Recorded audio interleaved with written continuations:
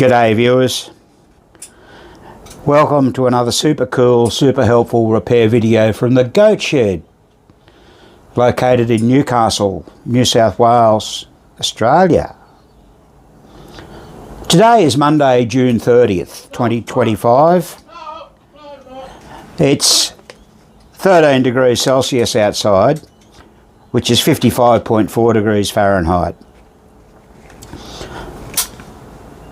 So we're really into the cool weather here now, and we're expecting a big east coast low to hit us probably within the next 12 to 15 hours. And that's going to make it very rainy and windy.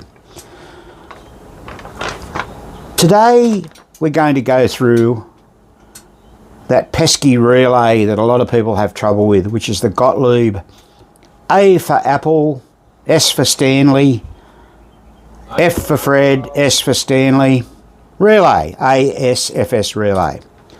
Now, these relays are a small throw relay, therefore they tend to give a lot of trouble. You can see this one here is all filthy dirty. It's actually working, but it's not restoring, coming back or anything like that. Now, what needs to be done is this needs to be pulled apart and cleaned. Now, also what we'll notice is that the movement here, so the movement in that butterfly back and forth, that's not acceptable. We're going to take that movement out because that's where it can accidentally land on another segment and cause you problems. So cleanliness in this case is required. So it's just a matter of taking these two screws out here, which we're about to remove now. Kyle will do that, and off will come that piece. It's sort of like a, how would we say, it's a pressure plate and a guide, that thing. These are really, really easy to pull apart.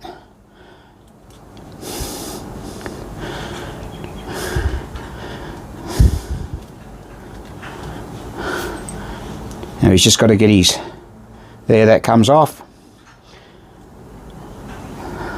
That comes out, and that comes out. Now, what he's going to do with this, he's going to get a bit of isopropyl and spray on that and give it a wipe. And then he's going to clean it with this 3M product that we've acquired. You can see him cleaning that vigorously there with that little scrubbing pad. Not sure what this is called. I'll try and tell you. We just got some more today. But it's super, super good.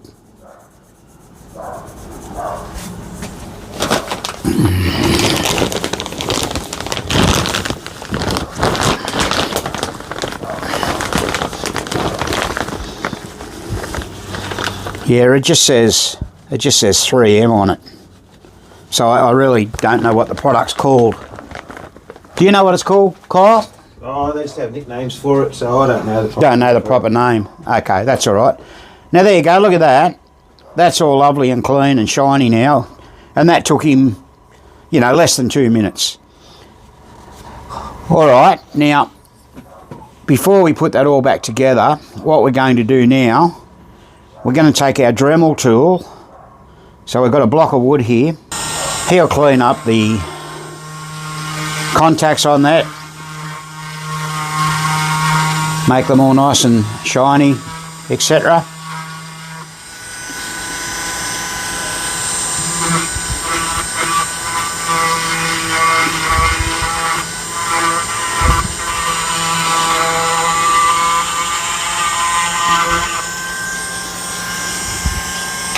Next job will be to clean the underside of the tensioner piece and the top of it, and he's just polishing up the little washer that goes on that as well with that stuff. Just make sure, because everything's got to move around that, so that's dirty. He's going to clean that and away you'll go. That's a 443 Dremel tool. Alright, that's all nice and clean now. Now, we can put that all aside and just move that plate out of the road. We've got the other side to do yet. But what we've got to do now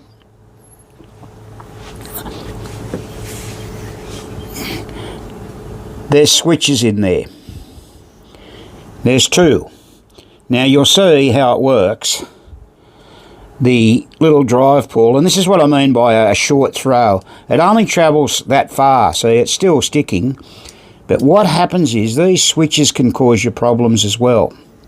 Now what they say, that little dip that goes into the gear, that should be about a 30-second or so away from that. But I can see a problem here with this one as well, and I'll just point this out. This plate here should be perpendicular with the frame. In other words, that should be straight up and down. It's bent upwards, pointing upwards. We'll fix that when we do the service of it. So what we'll do now, we'll just pop the spring off the armature and put it down. We'll take the armature out and we'll inspect it. Now, you'll see, sometimes you'll see a bigger groove in this than what there is. That's not too bad. We'll Dremel that down and we'll clean this all up a little bit to make the plate a little bit prettier. That little bit of brass in there is to prevent magnetism occurring on that plate. And what we'll also have to do is more than likely take some tension off that spring. He's just giving that the treatment now. Bit noisy. Alright, as you can see, now we've put the armature plate back in and hooked the spring up. Now, this spring was a bit rusty. Given that a bit of a clean in vinegar overnight, just taken it off, washed it in water, just touched it up, polished it up with a Dremel tool, the 443. Now what I want to illustrate to you, and we were talking about this earlier in the video, here is the armature sitting straight up and down because that plate has now been adjusted. That plate is adjustable by that screw there and the one on the other side. So we've got to put these screws back in. Now we've still got to do this plate here. We haven't done this plate. But I always do this side first so you can get at the switches and everything. Now, like I said, this is adjusted. That's that plate across there, perpendicular. I operate this quickly and it'll work. But I operate it, push it down lightly and it doesn't work. Now, see what it is, it's the switch, the weight of the switch is on it. You watch, I lift that up and away it goes. There's too much downward pressure on those switches. Let's do that again. Let's get in a bit closer. Let's lift that up. And it works. See, it sprung into place. So what we're going to do, we're going to lift these switches up. So we'll adjust them all upwards. Now, you're not going to be able to see what we're doing because our hand's going to be in the road, but we're going to use a switchblade adjuster. We're going to get it on there like that, and we're going to do some adjusting. Alright, so let me show you what happens. Alright, here we go. We've adjusted those switches. Now you can see it's returning under its own steam. We did also cut a loop off the spring. You generally always have to do that, especially when you've got two switches. Now, one other thing that you need to be aware of on these, I'm just going to take, we notice as this works, here's the other side, we're going to clean that in a moment. It steps. Sometimes you can get them going like this. You can sort of get them stepping backwards before they go forwards. This, I'm not going to be able to illustrate it. But the adjustment for that is this. It's a critical adjustment on these little fellows. There's two screws.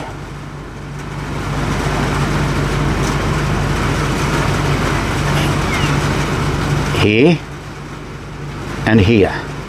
Those two screws. They hold down a pawl. Now I call it a check pawl because what it does, it's a bit like on the Gottlieb score reels. It fits in between the gear teeth and it stops it from going backwards. So it checks the operation of the gear itself. So we go down, I'll get it up close, and it falls into place. What can happen, those screws, they can either be out of adjustment because someone's mucked around with it, or the screws might have both come loose. This one is a little bit off centre, a bit hard to see because it's dark down there. Bit of rain too, I hope you, oh there you go, you can see it there a little bit, should come over that way a little bit, but I'm not going to fiddle with it because they're just so fiddly. It's okay, it's working. So that's called a check pawl. Alright, now what we've got to do now, well, we're going to fit the other board back down. We've cleaned everything up. What we've also done, we've straightened up this. This was bent. This was bent downwards. It's a bit hard to see. Get it in focus. And we cleaned it as you saw earlier. So what we're going to do now is put this all back together. It's quite simple. You've just got to, what I like to do, I just like to pop this over here like this and just sit it there. Now bear in mind we were talking earlier on about this part. What we're going to do with this, I call this the butterfly. I'm going to bend this downwards a little bit, not a lot, just get a bit of a bow in it, like that. Let it go. And what I'm going to do, I'm going to get a screwdriver, or I'm going to get Kyle to do it. And he's going to put it in this little gap there and widen it just a little bit. So, probably easiest if we do that on the block of wood, mate. Now the whole idea of that is that we don't want it to move sideways too much. Remember we said it could possibly hit another contact point? You don't want it to have too much play in it. So what he's going to do now, he's going to pop that back on, and really, if he's done a reasonable job, he'll really have to get the screwdriver down in there, or one of the little tiny jeweler's drivers, and push it down and in.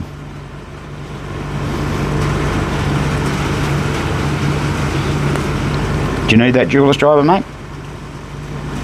Yeah, he might do, yeah. So that's it. Just, can you get it on? You're not a touch too wide, maybe. Give it. Let's have a look. So there you go. He's just got the jeweler's driver and pushed it down, and it's in. Now what we're just going to do, we can let that go. You've got to make sure it's down, otherwise it won't contact. So you just, it kind of pop back up then a bit. What you've got to do now is got to put these screws back in and this plate. So I like to put the screws in first. And alright, so now we've got the plate back on. This doesn't move anymore. Remember that was moving quite vigorously from left to right by expanding that piece of metal when it fits into the plastic, because that plastic expands, it comes apart. Roughly you get the word Gottlieb lined up down there. The important thing is I normally put it on about number 5 and make sure it's straight up and down. You've got to have the contact lined up with the contact plate lined up with the wiper finger. That's pretty good, pretty happy with that. Now later on when we put it all, we'll do the other side now, so that's going to be reverse. We don't have to clean anything else up. And we'll further check it, then we'll put a bit of PBR grease on it and we'll put a meter on it. That's the important thing, to make sure we've got continuity. So let's clean that up now. So we've just got to take, there's a screw missing out of there, see that? See the screw missing? We've got one here, got another screw, so we'll put that in. This one's moving around like a mad dog. That'll all get fixed up as well. So let's pull that apart and do that one now. Obviously it's just the other side of what we're doing, and now we don't have to worry about any further adjustment. The only thing I get you to check is that frame hasn't moved, the perpendicular frame that the armature plate rests against. So you're just going to clean it up with that 3M stuff. You can actually clean, when you've done it, you can put a bit of, we didn't do the other side, we can put a bit of Autosol on there if you like. You don't have to do that, of course. Alright, you can put all that back together now and clean that. And so that's pushed down as well, so you straighten that up. Here, I'll just show that.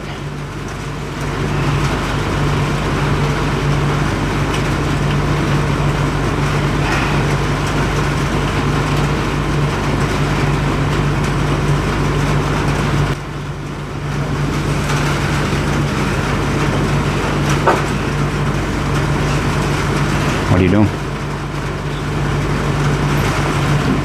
Here.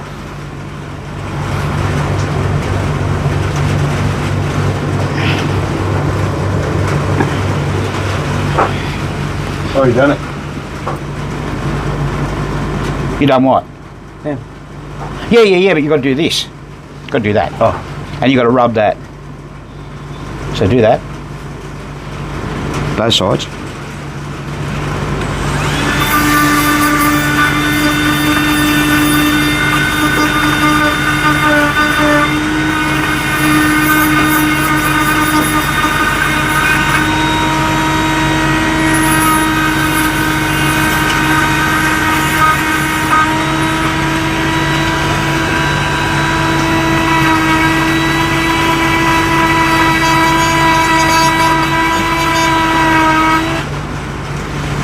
Beautiful.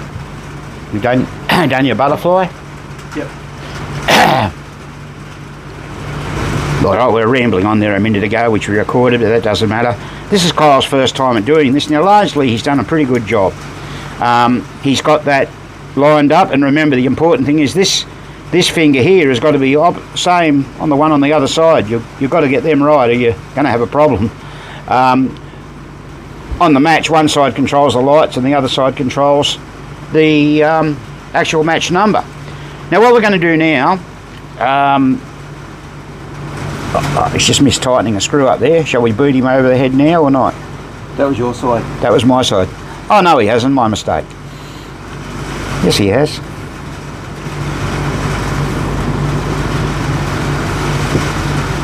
I think the thread was that was the one where the screw was missing.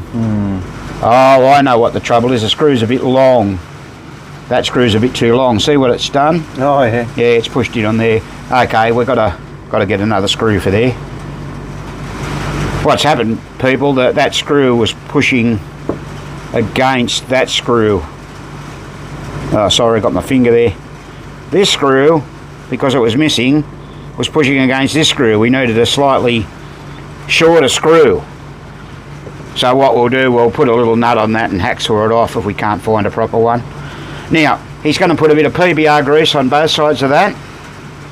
We'll fix that up off camera, the screw. I don't think you need to see that. Now we're at the final point of testing. Just clip a meter lead onto the common. It says C there. We're up there on the number 4. Watch the meter. You may not be able to hear the buzz, but you can see the meter move. That's fine. Now what you do, you've got to check every connection. We'll move it round to there.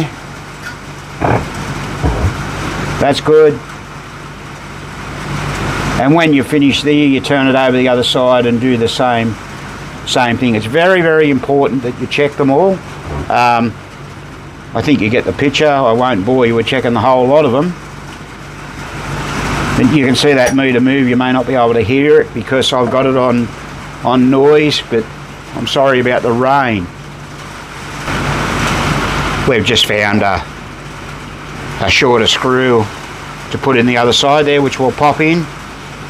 But essentially, people, that's how you rebuild one of these pesky little relays.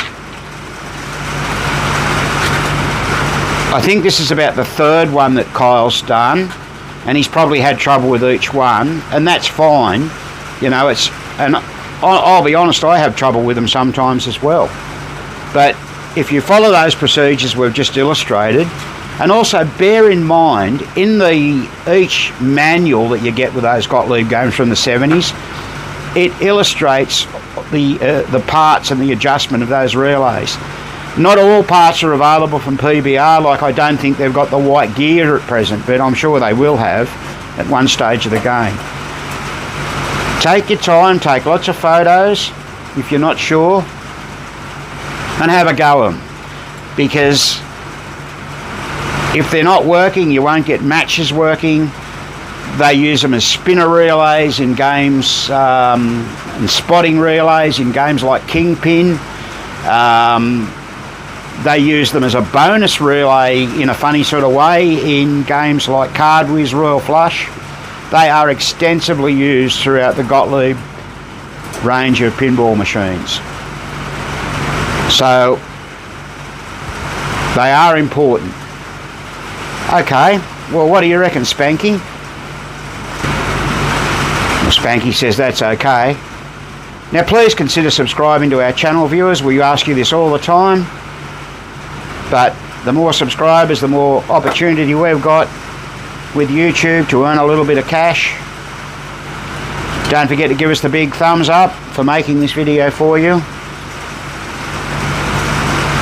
We've done videos on a whole range of stuff.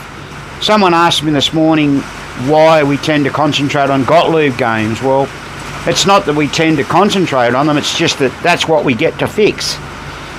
We haven't had a Bally in here for about 2.5 years. We've got a Williams Swinger outside there in the front shed ready to go soon as well. So it's just what people have. Obviously Gottlieb were the more popular pinball machines. Alright, once again, thanks so much for watching. And this has been another Goat Shed presentation.